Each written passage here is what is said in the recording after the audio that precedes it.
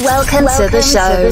Geek Insider presents Into the Geekverse, the place to get an inside look at movies, comics, games, tech, and everything exciting going on in the Geekverse. Join Matthew Harris and David King as they take a deeper look at the good, the bad, and the downright terrible things our Geekverse has to offer. With live chat, geek news, special guests, and lots more. So sit back, relax, and join us for a peek into the Geekverse. Hey everyone, welcome back to another episode of Into the Geekverse, and we'll get right on to the Black Panther 2 discussion in just a moment. But something happened this week that we want to address first. I am vengeance. I am the night. I am Batman!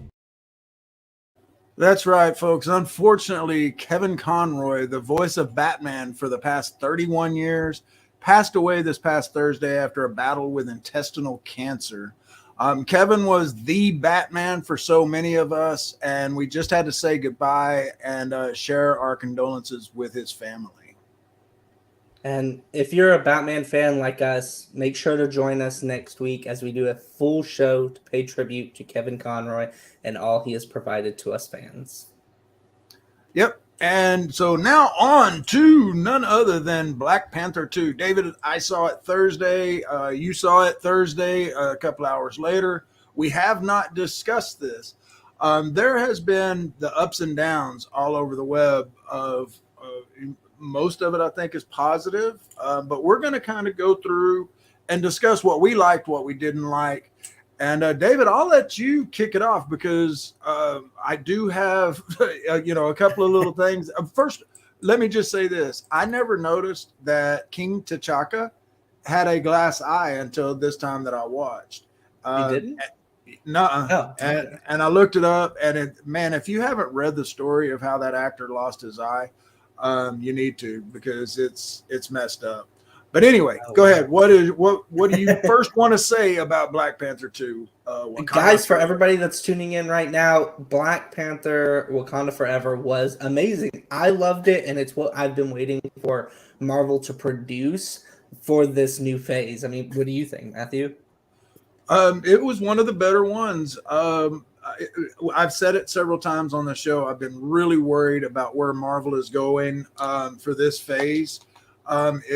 It just didn't seem as cohesive. This one, it doesn't really tie in all that much. They do a little bit, but not much. Folks, A, we're going to do some spoilers, and then B, don't expect any big cameos in this. And I should have put that in the title about spoilers. So yes, if you're just tuning in, I see a bunch of you jumping in on Facebook. Thank you so much for listening. But yeah, there's going to be spoilers. But yeah, I think it was a hell of a lot better, leaps and bounds better than frickin' Love and Thunder. I finally watched it. I finally broke down and watched it the other day, and I wish I had my 2 hours back. It's funny you said that. Yeah, Jason, exactly. Much better than Love and Thunder. Hey, Amanda, thanks for joining us. Jason, thanks for joining us.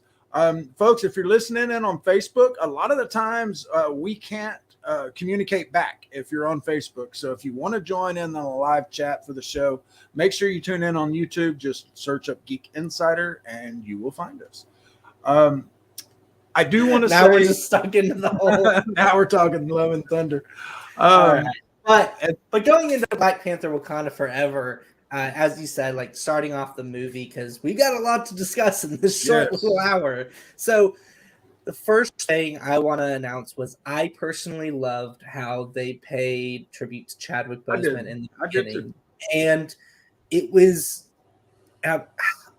it may not be the best wording, but I feel like they gave us a perfect explanation of his death, of the character that's in here, right, and the meaningful impact that it had. They didn't play it too short, where we really didn't understand the impact it had on everybody. They didn't draw it out too long, where you're just like, okay, well, where's the Marvel part of this? You know, they executed it perfectly. I agree. With that being said, one of the first parts. For anybody who joined in, or if you have not watched last episode of the first Black Panther review and this movie coming up, I asked the question, how are they going to have another Black Panther come in when in the first one, Killmonger had them order to burn all of the heart-shaped herbs, and they only stole one to be able to give to, the other tribe, which they ended up giving to Black Panther. So I asked how, and I gave several different examples of how it could be done, and one of them was Shuri was going to come up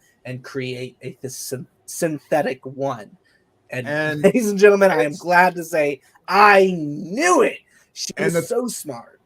And the thing is that was foreshadowed so poorly, though, in that opening with the tribute to Chadwick. I knew that's what was going to be the cure. It was as just soon as they were, when she was trying to use it to heal him, I was like, okay, that's how we're going to get the flower back. And that was my first note on here, is that there was a lot that was predictable in this, man. I don't have all the points, but there were several points where before it happened, I was leaning over to Brenda going, pss, pss, pss, pss, and then bam, there it was. I thought there was a lot of predictability in it, but don't get me wrong, folks. I did enjoy this. Again, it's better than Love and Thunder. And if you're just tuning in, I see some more of you tuning in. We are going to give some spoilers here. Now, go ahead. As far as the comment that I would like to make on that, now looking back on it, I could definitely see how predictable it could be. Sometimes I lose track of that in movies, as that's something commonly that we do all the time. We're good at analyzing where the plot's going to be going and what they're going to do cinematically. Exactly. But I think overall, if they would have made it too plot twist or anything, I think that it would have taken away from the main point. They wanted this to be an emotional movie, so I think for that reason they needed to make it predictable. You needed to follow the emotions that these people were going through. Now, it's a little bit weird, but I definitely sense the options that they had and the direction that they went. I definitely liked it. Yes, predictable, won't argue with that, but I think that for us to be able to get the emotion that they wanted us to, it was needed to be predictable for us to follow it. But go ahead. No, go ahead, because I was going to move us on to the next little thing. Yeah, I was going to say, but I started us off, talked about the first scene. What do you want to say next? Well, first, just one more touch on Love and Thunder. Jason said Stan Lee turned over in his grave, and it's strange that you mentioned that. The day after Kevin Conroy died was the anniversary of Stan Lee's death. And so it was kind of a sad week in the comic world this week. What I wanted to say next is the next we get some action. We have this ship. There's a bunch of people on there, no mutants or anything, but all of a sudden, all these heads start bobbing up out of the water. And what I noted down here is I thought the siren attack, because they use the voices, folks, again, spoilers, and the people go just start marching off of the ship and drowning themselves. And that's the perfect legend of sirens. And that's our first peek into the world of Namor, isn't it? Or did Namor meet with them on the beach first before the attack? No, the attack happened first. Well, I actually have a couple of different points that I wanted to ask you about before we got to that in the movie. So when Chadwick Boseman's death happened, there was something that I wanted to understand that they did never provide the entire movie. His coffin goes up to the ship. Where does it go? Right. Yeah. They never explained that. It's cool, and I kind of understand like that, but does he get buried? Is he now like, what, did the family even get the body back? I wanted to know that, but I understand why they didn't throw it in there. It's not really the movie or whatever. It's just a little bit, but it was enough for me to note it down. So where do you think that they took the body? I have no idea, man. I mean, it's not like they're going to go and freeze him and bring him back or anything. Unfortunately, Chadwick Boseman's gone. So I don't know. It's just one of those plot holes. But we're 10 minutes into the show. We got to get on to the next scenes. No, of course. Because So the next thing was the Marvel intro. No other characters. It was just yeah, Chadwick Boseman, and yeah, how beautiful that was. I think that that's something that they really empower when creating these intros, and I wouldn't have it any other way than them doing a complete yeah. No, memory that of was him through absolutely it. beautiful. Me and Brenda both commented on it as well. That was beautiful, perfect, poetic.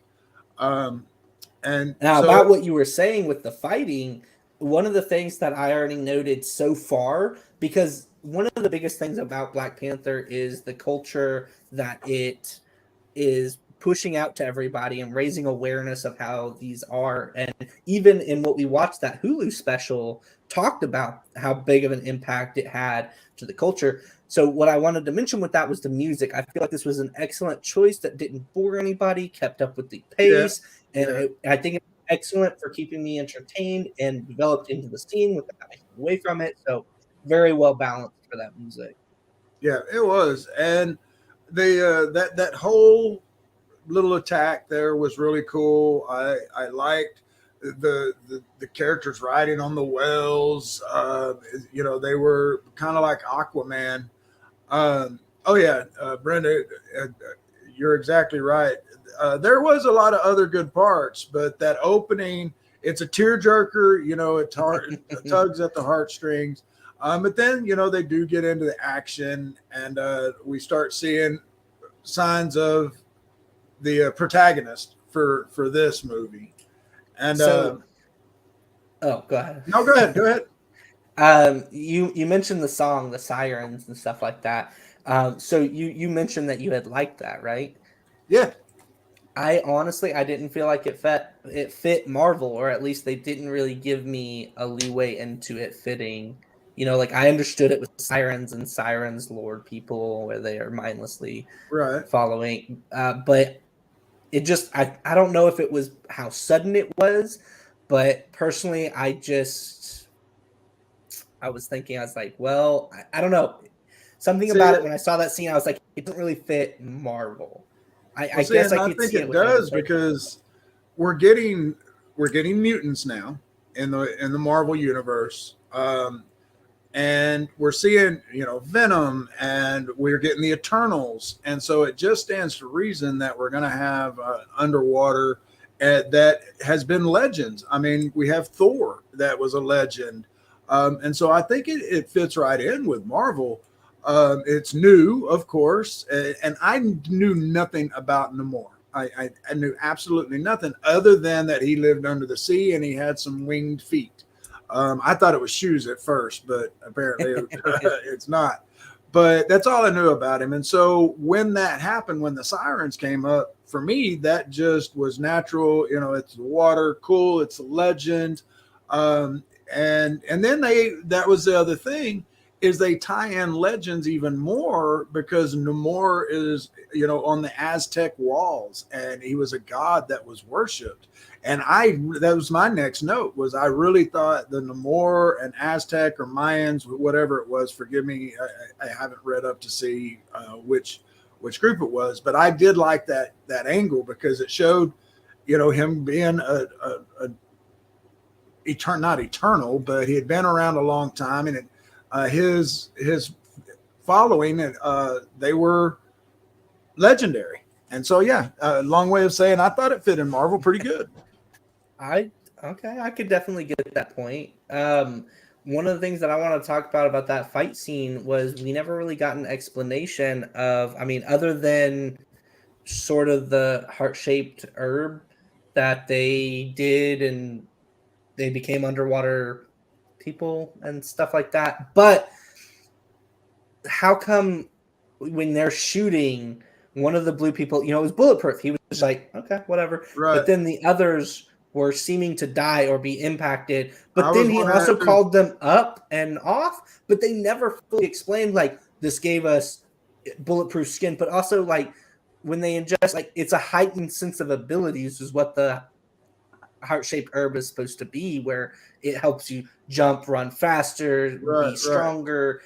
So I don't know. I wish that they would have been like, yeah, we then discovered that we had almost impenetrable skin or something. Just a second to say that. So, and another thing that I caught, the people go blue and white or blue and brown alternative. In some shots they're blue, and then the next one it looks like they have no blue makeup on. That was my next question. Why are some of the folks not blue?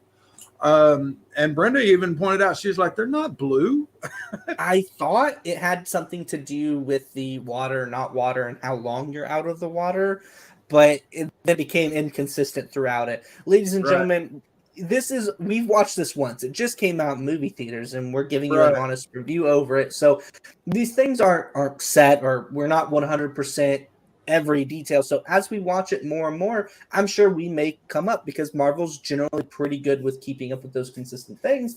And if you know the answer or you disagree with us or something, make sure to drop us a comment so that we can keep note of that, for when the next time we watch it. Now, as you mentioned, because our time is just ticking away on us, do you remember when they're in the ship?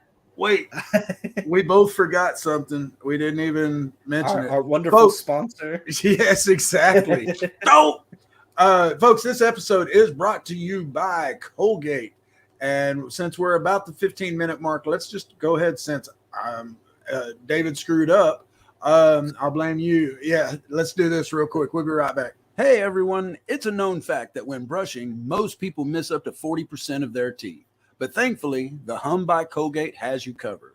Hum by Colgate is a smart toothbrush and app combination that will give you and the kids sparkling smiles and more of them. Colgate is the official sponsor of Into the Geekverse, and you can get into the rhythm of better brushing by heading over to shop.colgate.com. As an official insider, you can use discount code GEEK20 and get 20% off the Hum by Colgate. That's shop.colgate.com and discount code GEEK20. And Jason said, "You're fired." And yeah, I know. No, Brenda, Aquaman is DC.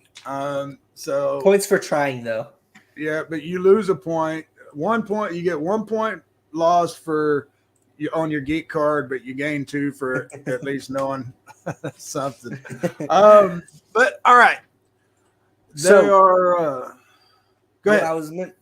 So do you remember they're in the ship and they're flying back to Wakanda, and you notice she has to hit the control panel, the shield opens up, they fly in, and it closes. So going back chronologically, in Endgame or Infinity War, you actually see where they open it up, the people come in, they start hitting because it's a shield, right? However, in the very first Black Panther, they go through it. So if their technology is allowed to pass through the shield without it having to open up, then why in this movie did it happen? It was the first introduction to Wakanda in Black Panther, and they were able to fly through the shield. Tired of this. Exactly, and it was mesmerizing. Or this never gets old. Or something. They had to. Maybe they strengthened after Endgame, or Infinity War. Maybe they strengthened it so they weren't vulnerable. I don't know. And then that brings up the next thing. Unless I'm wanting to move on to our introduction to Namor, because we're pushing away on time and we hadn't even gotten to him yet. Did you have anything to say? No, but my next note was the campfire scene. I mean, my first thing was it's just a lot of this movie, or specifically that, it was really dark, and maybe it's just hopefully just the theater setting, and at home it would be better. Imagine that at home.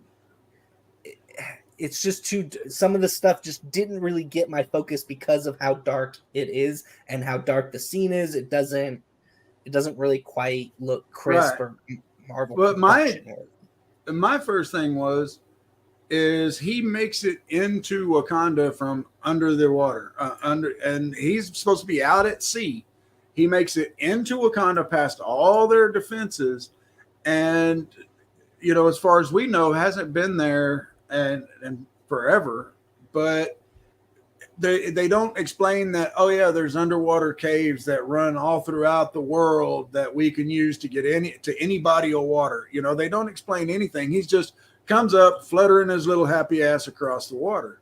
Well, but what may explain that is if you think geologically, of where Wakanda is, it's on the edge of the sea. So there's most likely a body of water. Because if you look at Wakanda through the different shots, especially in Black Panther 2, there's major bodies of water flowing through the city. So it's probably from the open. But wouldn't they secure that? I mean, Wakanda is way advanced technology. You would think they would cover their bases. I mean, the military does. Yes, indeed, but they probably never thought of this as a threat before through the water passage, because they even address, oh, you're telling me he went through miles of water without coming up, and that's why it was so hard for them to believe, and that's why the queen was trying to get them to believe, like, he is a god, the serpent god or whatever, because he was able to go all the way before coming up. So I think their thing is they're waiting for something to reemerge out of the water. So I think it's just they didn't think it was possible for something to make it that far. So but I just thought they should have addressed that. Would have. They're prepared for everything else. So. Right. But, and then Namor comes on with an immediate attitude. He is just like, you're going to team up with me. We're going to destroy the world, or I'm going to destroy you. That's it in a nutshell. And of course, and he's telling, and what it is, it's the Queen and Shuri on the beach. The Queen is trying to get her to do a ceremony to get past her brother's death. It's a year later. It's a year after the death. And so she's trying to get Shuri to move on. It's a good scene there, but like you said, it's pretty dark. And Namor comes flying up. He says some stuff, blah, blah, blah, blah, blah. We're gonna destroy the world. And then he takes off. Anything you want to add to that part? Because that was about the gist of it. Mainly so. This was a really important part of the movie, and we'll get to it later. Something that's really important to know if you haven't seen this and you're watching it, you don't care for spoilers or anything. He's not giving off the vibe of I'm an ultra killer kind of like it. He presents it as a king would, but more of a dictator type of king. Like he's got a rule and it's time for him to expand or whatever. He's fed up with the other surfaces, and it's all because of a underwater vibranium detection, which we will later figure out that it belongs to an American that's in school that was stolen by the government. But because they're now searching for the vibranium using this tool, because Wakanda has vibranium. Yeah. That's why he is like, if they're trying to steal this resource from us, we're done. We're gonna go to war. We're gonna take control and stuff like that, which is very important because the whole thing is about this whole vibranium resource and the different countries. Because I don't remember which scene, and I don't actually think I have notes from it. Do you remember when the Queen of Wakanda is at that UN conference? Do you remember that scene? Oh yeah, and that was pretty tight.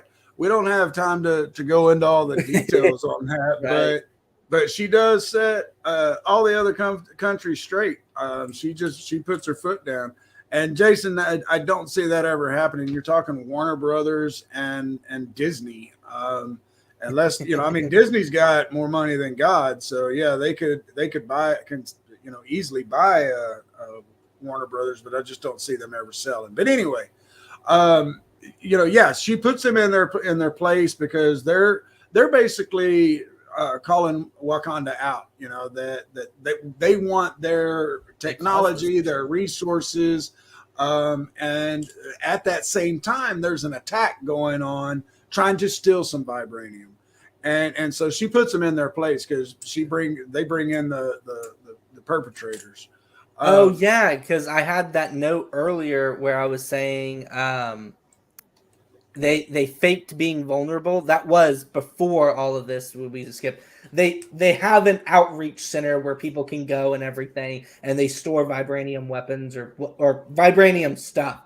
And so the French, I believe it's the French, come to steal it. They fake being vulnerable, and they're like, ha! And they kick their ass, and then they walked them into the United Nations saying, this is why we don't trust y'all. It was This was a member nation that did this, and so yeah, everybody's wanting the vibranium and Wakanda's technology, and so it sets it off now we're because discovering Namor's technology too, because right. there's vibranium where they're at.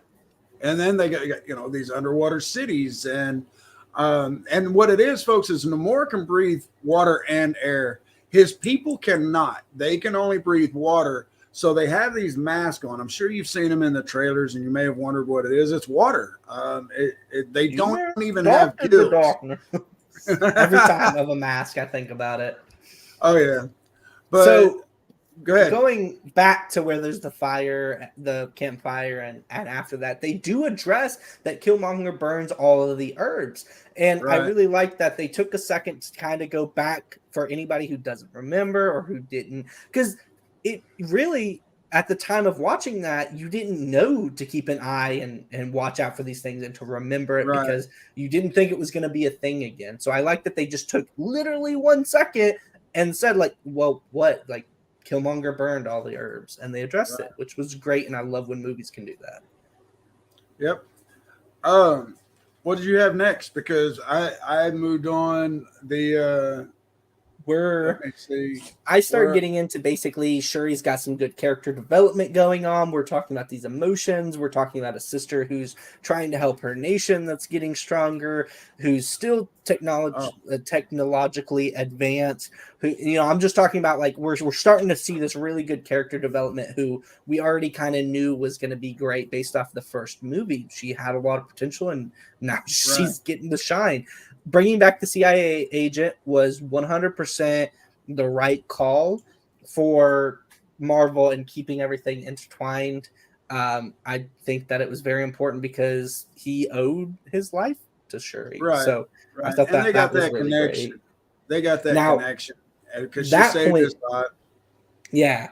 That point, I believe, is when we see his wife, which just for the one moment where this introduces to the whole phase system, the wife is the same person who was at the end of Black Widow, who comes up to the sister of Black Widow and also goes to the fake Captain America, whatever his name is. The people who are leading up to be, I think it's called Thunderbolts, one of the movies. Yeah, something like that. This was one of the intertwining factors. It's really easy to miss. I kind of did for the first bit until later on in the movie I saw her and I was like, she's from something. Yeah. But I did want to mention that. So Shuri and I forget her name. They go. Yeah, the general. They come to the U.S. And I don't want to get in too much detail. Yeah, what was they going to find? They're going to find the girl who created the vibranium technology. The professor, they just figured out, they were like, oh, it's a school, it must be a professor. And they're like, nope, it's a student. Yeah, she's young, and she's the one that created the machine on a fluke for a what do you call it? Not a test, but anyway, in class. Yeah, so we just don't quite know that yet. The reason why I say that is just I love some of the jokes that throughout this where they were like, iPhone, so primitive. Right. And then they also have the joke about her head being ash, which later gets brought up when they meet the little girl. So it's a really great jokes that they have in here that really provide a little bit of relief rather than just being sad and emotional the whole thing. Right. Because there is plenty of that. There is plenty of that in which, you have to. Shuri is still mourning the loss. And she was really close with her brother, and it kills her that she couldn't save him. And that even though it's not mentioned, she didn't get to say goodbye. She chose to stay to try to do this and didn't get to go say goodbye. He passed while she was trying to work on saving. Yeah, and she got one. She got one. She was going to try. It had a real low efficacy, but she was going to try it, and she didn't get there in time. But so anyway, they're there. They get the girl, and then somebody comes after Shuri.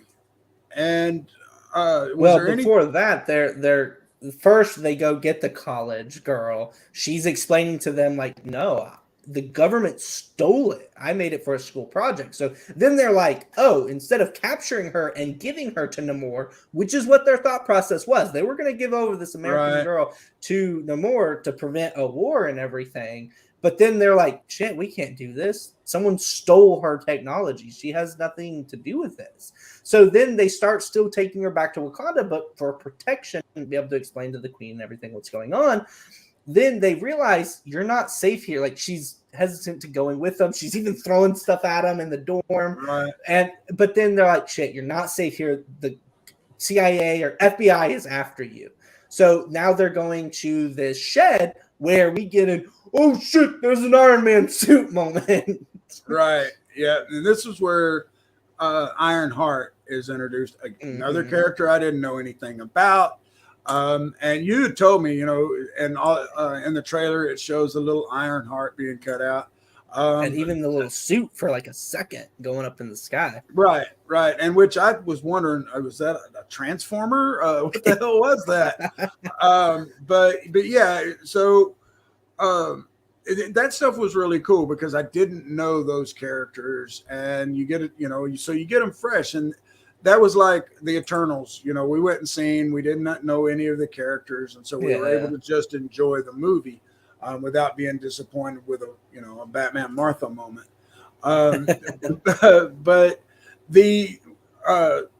so yeah, they find out that it's the girl, the government stole her shit. And I forget, there's something I was going to say there. Well, so they're separating and they're trying to flee the FBI and everything, which is right before they're getting to the bridge. And the general, and I got to do this because I love it's another one of the funny moments when the general's trying to catch up with Shuri and Ironheart. I wish I remember her name. Right. And she tells the AI ship, take me to the princess before I shove my spear so far into your processor, you won't be able to do basic processing. But it sounds a lot more hilarious coming from her in the cinematic view. But I had to mention that because it shows where she's not Shuri, she's not technologically, but she's the general of an army.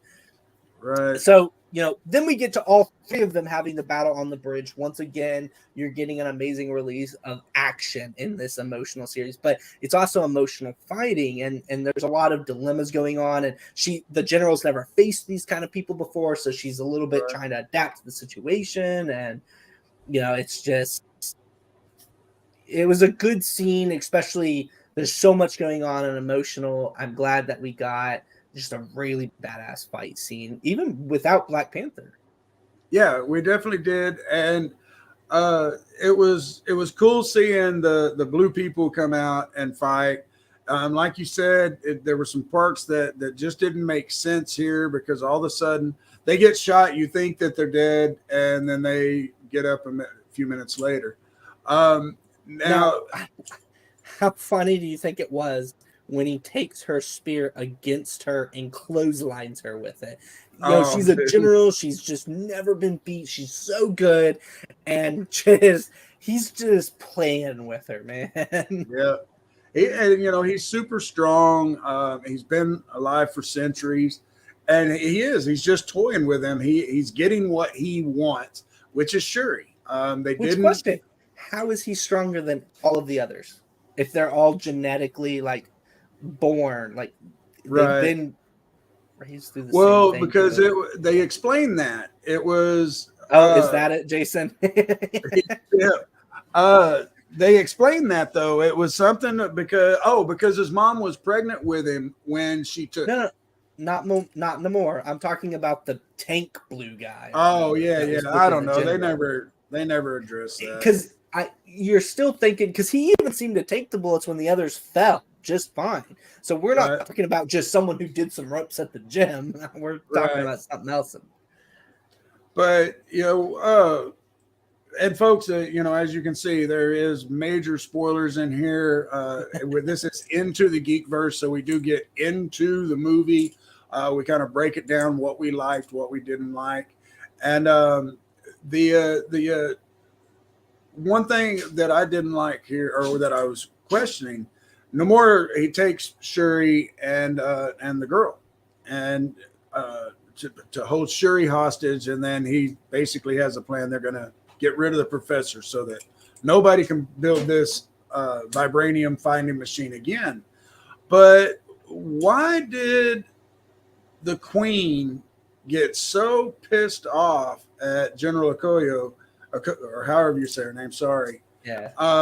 And bitch at her about Killmonger, because she was sworn to protect the king and queen, and Killmonger was at that point the rightful king, and she was crying, when it happened, and she was looking for a way. So I understand the queen was emotional. She just, she'd lost her son, she'd lost her husband, and now her daughter was in danger. But she was, excuse me, should have hit the mute. Couldn't reach the mute button fast enough. But she was. Well, I'm just saying she was lashing out at one of her most ardent supporters, her most loyal and trusted general.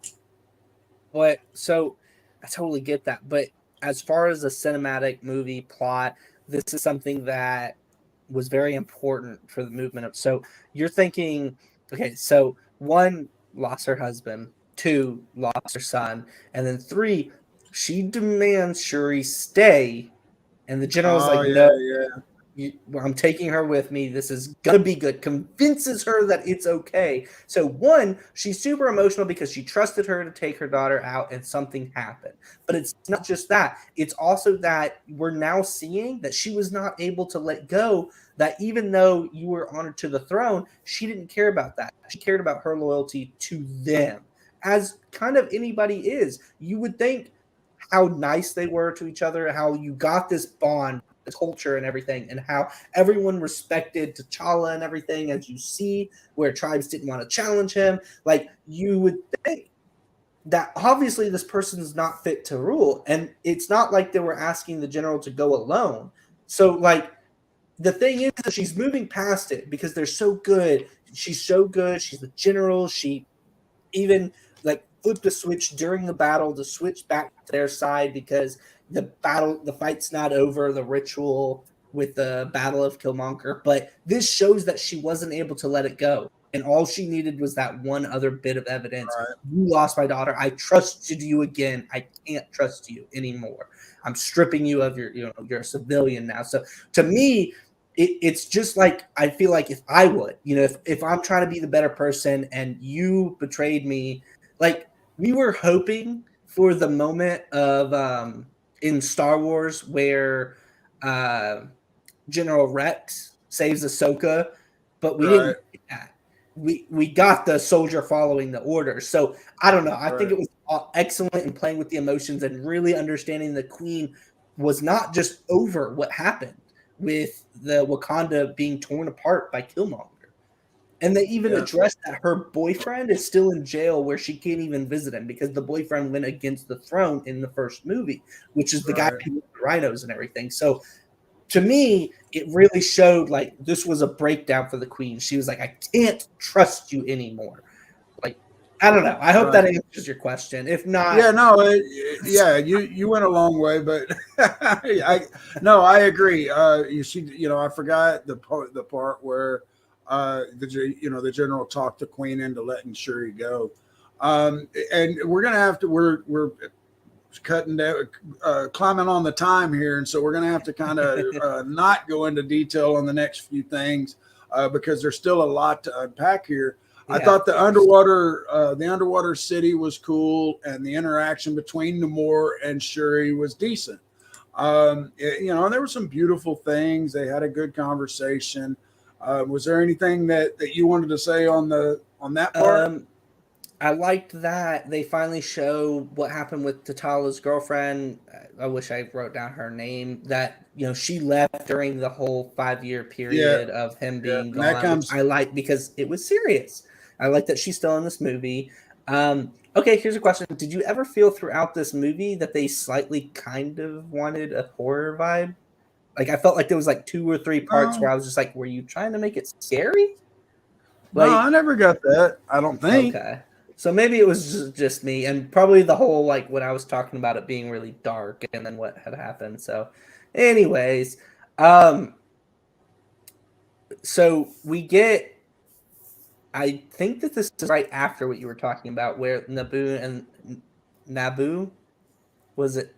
I wish I could pronounce his name right. I'm sorry. And the Queen, you really changed the dynamic of their relationship. You know, this is where he's becoming Right. more of a threat to them. Hang on, I had his name down here. Where is Namor? it? No, it's Mbuku. Are you talking about I'm talking about the antagonist for the movie. Guy with the Namor? Namor. It is Namor. Yeah. Okay. Yeah, I don't know why I put Naboo. I was like, that's not You right. threw me. I probably mistyped because I was watching the movie at the same time. So. Right. And so next up that I have is the battle. Shuri is saved when isn't it when Namor and the Queen are meeting? But yeah, and Shuri is saved and brought back home, but one of Namor's people gets killed, and it sets off a war. Namor comes in, and this was a kick-ass battle scene. It's attack on Wakanda, and here it is. What we've known in Marvel all this time as the impenetrable city, the highest tech on Earth, and they get smacked. Yeah. Now, did you notice that when they're having the meeting between Namor and the Queen are talking in the middle of the whole Shuri getting saved, she randomly switched outfits like during the meet. Yeah, I think they messed up with the whole production of like she put on the wrong outfit or something. But like I put it in here, so I can't wait to watch it again and be like, how did she change? Yeah. All right, and major spoiler here. Well, did you want to say anything about the battle specific? Because I'm going to talk about the end of the battle. Well, just in general, the whole part, I feel like there could have been more action. They made it look like it in the trailers and this scene. They kind of made it look like a lot of action was going on, but we didn't get to see action, like an epic battle between two people. Like when that one guy just got like pancaked by Namor, like he was like, "Oh, Namor, like I'm gonna show everybody, and I'm just gonna kill you, like I told people they should have." And then boom, just pancake. Right. But we didn't get to see an actual fight, which you would think, as high of a civilization that Wakanda is, that there would have been at least 2-3 good fights going on. Well, and we'd actually see what happened. What happened to the army that defended, Wakanda during Endgame? Not all of them died. Well, they do address that because no, okay, I see what you're saying now. Because I was going to say during the first Black Panther, they lost a lot of people because Wakanda was torn in half between the people who was battling on the side of. Yeah, but then in this movie, then they talk about how many people are imprisoned and have betrayed the throne or whatever. True. So now that raises the question: what happened during Endgame? Did only half of them come, and it was other? I don't know. There was a lot. Right. Well, I thought the battle was pretty good. You think there could have been more action, but the end thing is right at the end of it, Namor kills the Queen, and I should have said big spoiler alert, but Namor kills the Queen, and technically he attacks and he throws a bunch of water bombs, which is drowning the main area where the Queen is, but the Queen chooses to save Ironheart, whatever her name is, and ends up dying, but saves Ironheart, which speaks to, once again, emotional and how caring Wakandans are. Now, we are at a quick little break here. Yeah, no, we're 3/4 of the way through. So that means we have got to hear from another sponsor. So We'll be right back. Check it out. MobileEdge.com has award-winning products with innovative features and contemporary, edgy designs that empower you to look sharp and travel smart with your mobile tech. Your beloved, not to mention expensive gaming gear and mobile tech devices are an extension of you, so give them the protection and style they deserve wherever you go.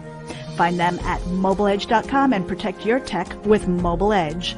Bring it on.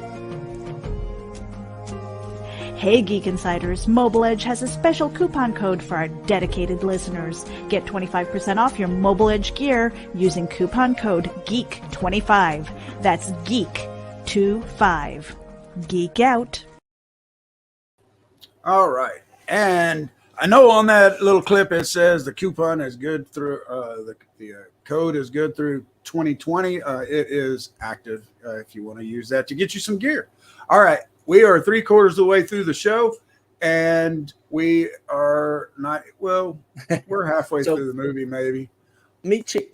You were mentioning the Queen's death. Of course, you have the funeral, but you know what I like? The guy who's the leader of the Jabari tribe is talking to Shuri and talks about how her brother, the Black Panther, told him to look after Shuri and advise her. And he references the first Black Panther movie where he came in and he calls out during the whole scene where he's about to battle T'Challa about a child who scoffs at tradition. And he talks about in this movie how he was wrong about Shuri, calling her out about scoffing at tradition and where we are now and how she's strong. So I like that. They mentioned the part in the first movie, and that was great because he's a much bigger character in this. Yeah, he is. And there's something major I got to talk about at the end of this about the end of the movie with him. But my biggest question here is when the Queen died, why wasn't Shuri crowned? Why, that did not make sense to me. They continued to call her princess. And then there's a whole thing that we'll discuss here in a minute, with the Black Panther and everything. But yeah, I think I know where you're going, and I actually have that as a note. So I think the reason they still call her princess is the whole ritual of combat before they can be marked king. Remember in Black Panther 1, he had to go through the ritual of combat before he could be marked king. But also, so since he fell, did it go back to the parent of the Queen? But we didn't see her do a ritual of combat. But then also we don't see Shuri do it. So like, does women still get to rule, but they don't have to do a thing of combat? Like, how does the whole ritual and their culture, what's the actual rules here? Yeah, I didn't really want to see. It's not extremely important, but I didn't really want to see Shuri battle M'Baku. That would be a slaughter. But yeah, I was just wondering, what they didn't explain that of what the lineage is. Right, but if it's just genetics, then why did he have to do it? Because his father was passing it down to him. So why did he have to do it if it's genetics? So that's It's not bad. It's just I wish I had answers for that for my curiosity. It's another plot hole, and there's several there's several unanswered questions through this. As I said earlier, I knew this was where we get to the foreshadowing that I mentioned way earlier when they showed the 3D printer and she can print pretty much whatever she wants. She figures out that she's going to use the 3D printer to come up with a way to recreate the flower, which we didn't mention before, but she's given this necklace from Namor, which is based off of the original heart-shaped herb. It's been with him since the very first one. And so she goes to use that to do comparisons and to be able to make a synthetics, and she's got another example of it. But I wanted to say that this music selection made it hard to stay awake between it being really dark watching it as well as the slow music and while it's going. Usually when you're getting excited and something's about to happen, she's about to finish this and we're about to see the new Black Panther, it's the music's supposed to usually slowly hype, but this is consistently slow. I'm not saying it was wrong, I'm just saying it was a little bit hard to stay awake. I got you. I didn't have any problem staying awake. Me and the chairs, I get a little uncomfortable. But I thought it was dude. My chairs in my theater are awful. They don't Well, recline or lean back. No, sorry. Anyways, moving on. no, yeah, because we're definitely running out of time here. We might go a few minutes over, but we're not going over much. So she creates the flower, she does the ritual, but this is where things again just go against tradition. How the fuck did she do this without getting buried? She's just like, nope, I need y'all to monitor my heart in case I go into cardiac arrest. And so I just don't understand why she was able to change the rules, because that was part of the ritual. And I thought that was basically, dying and coming back to life as the Black Panther, the protector. She just goes and lays on a gurney, and everybody else, had to go get buried in that sand. I think they did it so quickly. Sometimes it's hard to, but for me, it was clearly understood that was a culture thing. It wasn't required, which at first, when I saw the first movie, yes, I thought that. But after watching this, I was like, oh, so it's a culture thing. They don't have to. Well, we saw it. Giving them we saw it 3 times in Black Panther 1, because I rewatched Black Panther 1. We saw it 3 times, the ritual and getting buried. So I just kind of thought that should have been something at least addressed, saying, no, I don't have to. That's just tradition. True. that line. Now, the new suits, I'm pretty sure you were probably going to skim over this, and I really want to address it, because the new suits that Shuri designs that the general has to wear, or who's now right. one, did you know that is an original from the comic book, which is comic book accurate, of the Midnight Angel suits? Oh, no. It's actually comic book accurate, and if you look it up, they're very similar, but this one is very much more powerful cinematic-wise, where, of course, on paper, it's more 2D. So, but it is very accurate, and I want to point that out because that was amazing, especially because they end up using the suit anyways. Right. People talked about Killmonger coming back, about what you were talking about with the whole using the heart-shaped herb and stuff, and she gets to see, instead of ancestors, she sees Killmonger, and he came back, but in a different way, and I was satisfied. I mean, what about you? I was really glad that they didn't CGI Chadwick to be her vision, her spirit guide in there. I thought it was kind of cool that it was him, because he needed to, she needed that push. She needed that wisdom there. And so, yeah, I thought it was pretty good. When we're steadily running out of time. But yeah, and I only have a couple more points, but anytime you bring up something, of course, ding. But one thing, she does the ritual, she becomes Black Panther, she comes flying down. But, and I've seen this throughout the rest of the time when she's Black Panther, what the hell happened to the suit storing kinetic energy? She gets the crap beat out of her. She never dog punches somebody across, the way. I shows have that in my notes. It shows the impacts, and it's storing the energy, but she never unleashes it. And I thought that was another plot hole. It just did not make sense. Yeah, I mean, also, how come she already built one for the female, for her fit, when there was no heart-shaped herb, and they said the Black Panther was gone? But also, I like that, and we'll just gloss over it, but I like that they mention Hulk, that, he's as strong as the Hulk.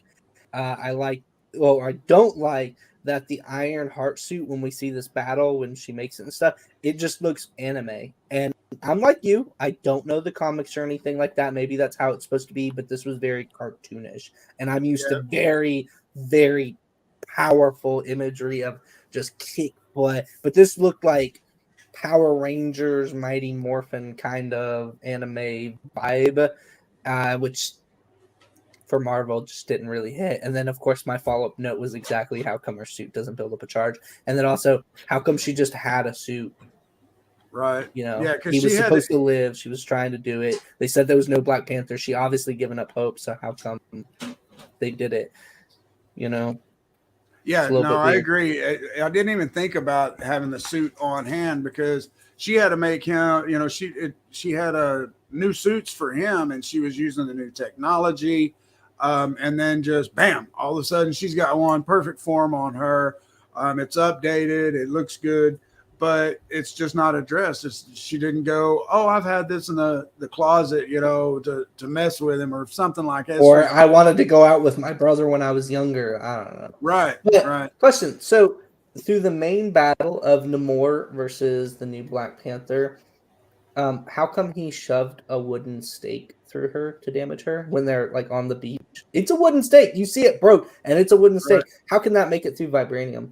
Right. I don't know either. I was wondering that as well. It just goes right through. I mean, I understand he's strong and everything, but how is that going to penetrate the vibranium? It should have at least been vibranium. So that's another big plot hole. And that was my next note, was that there was quite a few plot holes in this, a lot of unanswered question. And that's my next note. They have a big battle. A lot of stuff happens. My next note is at the very end of the movie, because I'm like, what the actual hell? So before getting into that, dude, I'm so close to my notes. I've got so many. Sorry. Why the backwards time when Namor is like visioning and it's watching time slowly just go backwards? It's not like just a flashpoint of something. It's I don't it didn't provide value, I feel. No, it didn't. And I mean, I know they had to do the flashbacks early on to set that precedent of Namor and where they came from and the whole Mayan Aztec connection to them. But the time backwards thing, there was, like you said, it just didn't feel necessary. Now, I do like, and I mentioned in the last episode when we were going over Black Panther 1, that I mentioned you constantly in Infinity War and everything, you're seeing a flat land, like a safari, when you're seeing Wakanda, other than the city, like right outside, right? And I mentioned, how come it's snowing up there in Jabani territory when we're not seeing mountains that reach that height that are even closer or anything? And, Wakanda is a certain area. But in this one, it showed several mountains around going over Wakanda and ones that could very easily be having it. And I like that they addressed the geographical correction, in my opinion. I mean, I guess you could probably argue with me like it's bigger than you saw in the first one. But if you're going to tell me that there's a mountain in snow and you're going to feature it several times, then why not show it in the background? Right. And how come... Yeah, we're right there. I'm sorry, I'm trying to finish through the last bit. So then they already have a mural made of Namor versus Black Panther. When Namor returns home, he's already got behind him a mural, a shrine of Namor versus Black Panther. It's an actual Panther versus him. He working on it, though? I thought he was working on it. Oh, I guess he was. Maybe I missed it. Okay. I'm pretty sure he was facing it and working on it when they walked in, and then he turns around. Gotcha. But I want to talk about the M'Buku moment there at the very end of the movie, because I think that ties back into my question earlier about why Shuri wasn't, why Shuri didn't take over as queen, or what would happen if she did. We were talking about her having to battle. They wouldn't have to battle unless someone challenged. They challenged. Well, right, but they had a whole tradition where they asked, each tribe. Right. But but they never got to that, and that's what I was questioning. But then we see M'Buku come up, and they are doing the celebration. And he comes up and he says he's going to challenge, and so. I don't, and then the movie ends, and so I don't know what that means. Is Shuri going to have to yield, or battle him, or if she yields and he's crowned king, are there going to be two Black Panthers? Because the king is usually the Black Panther, and so that left a lot open. Possibly what they want us to deduce from this is that Shuri had other things and she didn't feel like she wanted to be with Wakanda after all that tragedy. So she left saying, hey, you go challenge for the throne and have it. You're worthy, Because they did talk. He comes off of her ship. Yeah. He comes off of her ship when she's supposed to come down. They want you to believe, especially because of what we'll get to later about, where she goes and stuff. I believe that maybe she's leaving Wakanda and she's going to be Black Panther just out and about. Maybe do something with Avengers if we see something more, or I don't know, something. Right. But I wanted to mention that it's really great that they saved the CIA agent. It was just a cool scene. Very small, didn't take much time, but I love the scene. Right. They saved him again. Of course, they're arresting him for, conversing the Wakandans when they thought that they were the enemy. So it was cool. And there's a whole underlying story or interwoven story there with the CIA agent. But for the last 30 seconds. Oh, go ahead. I was just gonna say I don't want to give away the very ending. There's only one mid-credit scenes, folks. You ain't got to stay through all of them. They hooked me in, and then I warned David. But we do see where Shuri is gone, and she has gone back to Haiti, where T'Challa's girlfriend from One is living. She's going to stay there, and she does some ritual and stuff that her mother wanted her to do. The first place she's trying to heal. But the next thing that happened, which I don't want to give away, I think is cool, but I think it was lazy writing. Really? Yeah.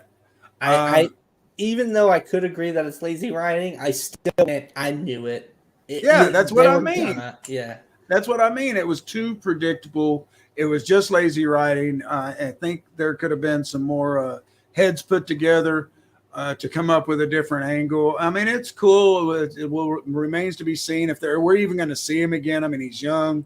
It could be 18 years before we see the son of Black Panther or something. But gave it away. Said you didn't want to.